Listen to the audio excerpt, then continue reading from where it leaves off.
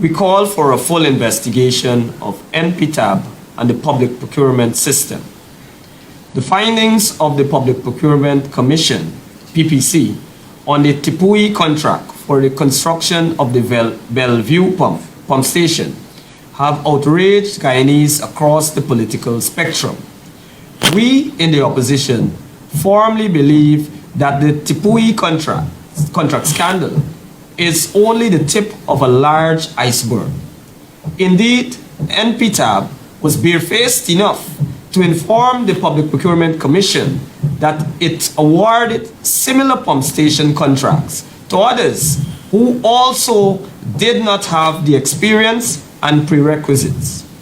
We are convinced that breaches of the procurement laws and the award of contracts to the friends, families, and favorites of the People's Progressive Party government occur regularly and are in the tens of billions of dollars. We therefore believe that calls for only a criminal investigation of the evaluation committee for the Tepui contract or the revocation of the contract fail to recognize the magnitude of the mismanagement, corruption, and political interference in the contract award system under the PPP. Nothing short of radical overhaul and total cleansing is needed. Guyanese must note that the government's entire capital budget is processed through the public procurement system. We are dealing with hundreds of billions of dollars annually. In 2023, the capital budget was $388 billion. In 2024, it is a galloping $666 billion, approximately 58% of the entire national budget. Let us recall that the award of government contracts was a Herd-Manson issue, meaning that in the aftermath of the 1997 elections and public protests, the award of contracts was explicitly identified by all stakeholders as a matter of central importance for race relations, social justice, and equal opportunity in Guyana. In the 1999 constitutional reform agreed, therefore, to establish the Public Procurement Commission as a body with constitutional powers to address this national problem. But the PPP, during its previous term in office, thwarted both the establishment and the functioning of the Public Procurement Commission.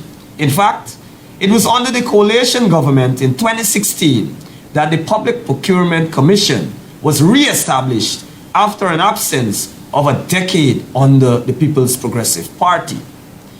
Given the PPP's track record, it is no wonder that the government's only response on the Tepui contract scandal was to say, through its Minister for Finance, that it wishes, and I quote, to assure the Guyanese public that this PPPC government, led by His Excellency President Dr. Irfan Ali, remains firmly and unwaveringly committed to good governance and accountability, including through the maintenance and preservation of public bodies that can withstand scrutiny. End of quote. Sheer platitude, sheer hypocrisy. The government evidently regards Guyanese as either blind or fools, because the Tepui contract award and the other such dubious awards are merely the tip of the iceberg. We in the opposition calls for the following. 1. A full and thorough investigation of NPTAB and the public procurement system. 2. The enactment of legislation to give the public procurement clear-cut powers to revoke contracts and impose penalties whenever breaches, non-compliance, and fraud are discovered. 3. The urgent drafting and enforcement of regulations by the Public Procurement Commission using its powers under the current Procurement Act. 4.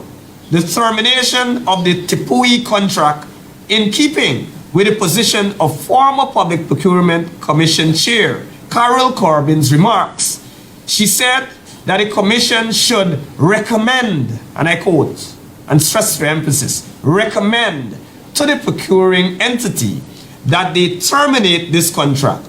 Though, as we said, this will not solve the core problems. What we want to emphasize in closing is that what we are facing with the PPP is a total lack of political will to stamp out corruption and cronyism. They have deliberately decided not to enforce the law, to empower only a narrow section of elite society, and as a result, even the changes we recommend must be met with political change. Otherwise, we will continue to hear idle talk and no action. Guyanese must use their vote to ensure the People's Progressive Party is prevented from further undermining our government and its institutions.